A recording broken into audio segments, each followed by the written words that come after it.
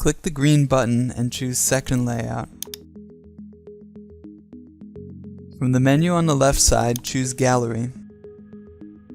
Choose any layout that you want and confirm it by clicking the green button.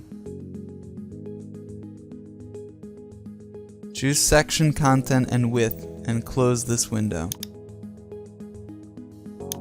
Right-click and select Gallery.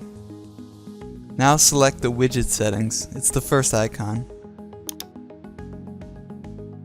Delete all the photos in the gallery so that you can replace them with the images you want. If you want to upload photos from your computer, check out our previous tutorial on how to do this. Choose your photos and confirm by clicking the green button. Close Settings window, and now you can see the effect.